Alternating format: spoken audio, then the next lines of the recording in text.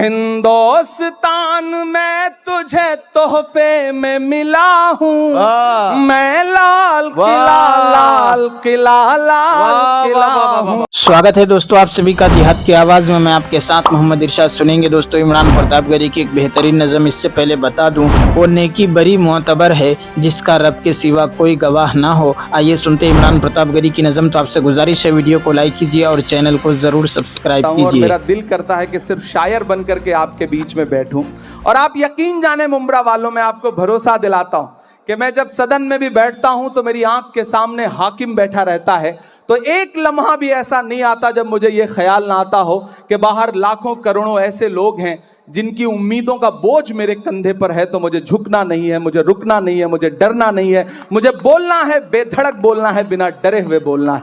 और मैं बोल रहा हूं, मैं एक नज़्म सुनाता हूं। इन दिनों एक खेल चल रहा है पूरे देश में। हम एक सुबह सो के उठते हैं तो इलाहाबाद नहीं रहता। हम एक सुबह सो के उठते हैं तो फैजाबाद नहीं रहता। हम एक सुबह सो के उठते हैं तो मुगल सराय का नाम कुछ और हो चुका होता है। अपने तमाम शायर दोस्तों से दुआ मांगता हूं, इन दिनों इमारतों से, आपकी निशानियों से, आपकी पहचान से दिक्कत है, तो मुझे ऐसा लगता है कि जब ये खेल चल रहा हो तो हमें भी अलल ऐलान बोलना चाहिए। मैं एक नज्म सुनाता हूं जिसका उन्वान है लाल किला। मेरी बहुत पसंदीदा नज्म है, आप मुझे दुआ देंगे तो मुझे अच्छा लगेगा। पहले यूं ही जाना होता था, इन दिनों आपकी दुआ ने एमपी बना दिया है, तो इनविटेशन आता है 15 अगस्त को हम जाते हैं भाषण सुनने के लिए। और जब मैं उन दीवारों के आसपास से गुजरता हूं ना, तो मुझे लगता है कि वो दीवारें मुझसे कुछ कह रही हैं, बोल रही हैं। मैं वो जो दीवारें कह रही हैं, मैं उसे नज्म बना के आपकी अदालत में रखता हूं कि मैं लाल किला हूं, मैं लाल किला हूं। अब तक मैंने बड़ी शराफत से पढ़ा है और आपने शराफत से सुना भी है, मैं इसके लिए शुक्रिया अदा करता हूं। लेकिन थोड़ी देर के लिए मुझे भी बदमाश कर दें और थोड़ी देर के लिए आप भी उसी मूड में आ जाएं जिसके लिए मुंब्रा का मुशायरा जाना पहचाना जाता है। मुझे एक बार पीछे तक ताली बजा करके हुक्म दें कि मैं ये नज्म आपको सुनाऊं। मैं लाल किला हूं, मैं लाल किला हूं। लाल किला बोल रहा है और अगला जो मिसरा है उस पे आपके हाथ उठ जाएंगे। मैं लाल किला हूं, मैं लाल किला हूं, हिंदुस्तान में तुझे तोहफे में मिला हूं, मैं लाल किला हूं, मैं लाल किला हूं। किसी ने कहा है कि इस दौर में जब सच बोलना बड़ा मुश्किल सा हो गया है ना, ऐसे दौर में लोगों की दुआओं के भरोसे ही सच बोला जा सकता है। मैं आपकी दुआओं के भरोसे सच बोलता हूं, पढ़ता हूं, पहला बंद पढ़ता हूं। इरशाद। मैं लाल किला हूं कि मेरे बनाने वाले से नफरत भी है उनको, और मेरी दीवारों से मोहब्बत भी है उनको। कमजोरी से सुन रहे हैं आप? कि मेरे बनाने वाले से नफरत भी है उनको, और मेरी दीवारों से मोहब्बत भी है उनको।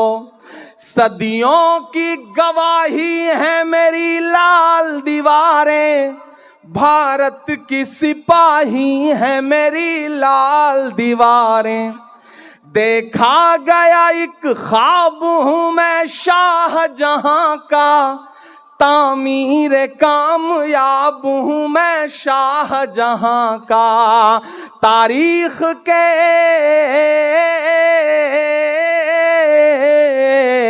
तारीख के पन्नों का मैं शिकवा हूं, गिला हूं, मैं लाल किला हूं, मैं लाल किला हूं। मैं एक एक नाम गिनाता जाऊंगा, आप वहां पहुंचते जाएंगे कि नेहरू के अब आइए दोस्तों निदाई मिंबर मेहराब किताब से सुनते हैं कुछ बेहतरीन बातें।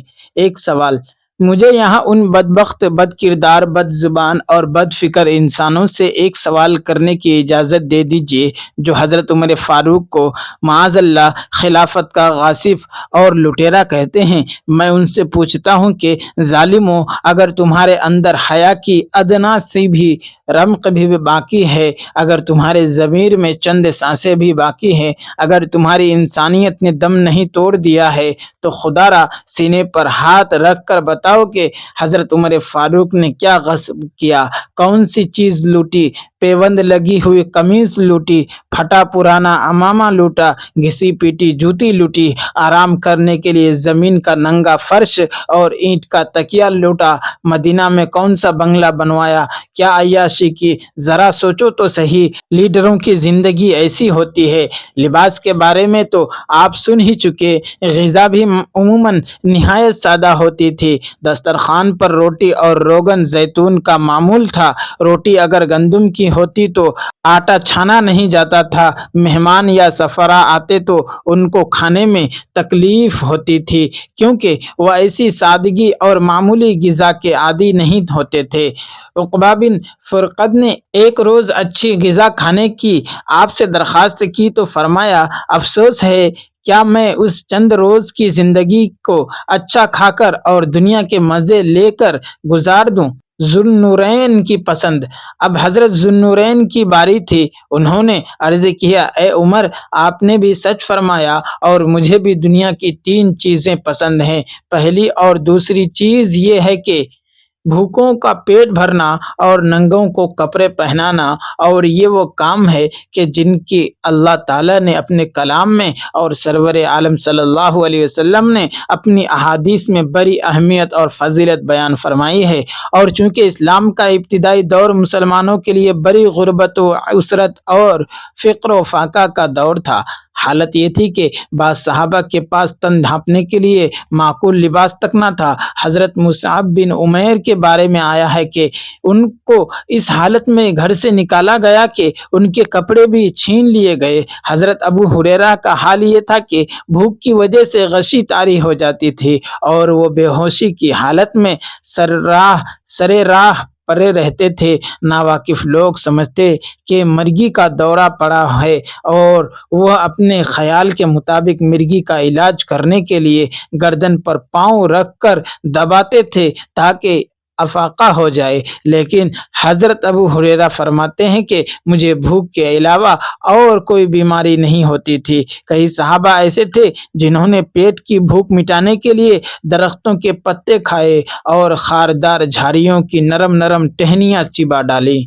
तो उन हालात में जाहिर है कि भूखों को खाना खिलाना और मोहताजों को लिबास पहनाना बहुत बड़ी नेकी थी, और हज़रत उस्मान उस नेकी को हासिल करने में सबसे पेश थे। आप सल्लल्लाहु अलैहि वसल्लम को अल्लाह ताला ने माल की फरावानी अता की थी। आपको अल्लाह ने माल की फरावानी अता की थी और आप महज रज़ाए इलाही के हुसूल के लिए इस फरावानी को मुसलमानों के लिए सामाने ज़ेस्त की बहम रसानी में खर्च फरमाते थे। अल्लाह ताला ने आप जैसे साहिब खैर इंसानों के बारे में फरमाया, वो अल्लाह ताला की मोहब्बत की खातिर खाना खिलाते हैं मिस्कीन और यतीम और कैदी को। और अल्लाह ताला ने उन लोगों की मजम्मत बयान फरमाई जो मिस्कीनों को खाना नहीं खिलाते थे। क़यामत के दिन जिन्होंने सवाल व जवाब का अल्लाह ताला ने यूं जिक्र फरमाया है, पूछा जाएगा तुम्हें किस चीज़ ने जहन्नम में डाला, तो कहेंगे हम नमाज नहीं पढ़ते थे और हम मिस्किनों को खाना नहीं खिलाते थे। दोस्तों, वीडियो के आखिर में आपसे गुजारिश है, अगर वीडियो पसंद आई हो तो वीडियो को लाइक कीजिए और चैनल को ज़रूर सब्सक्राइब कीजिए।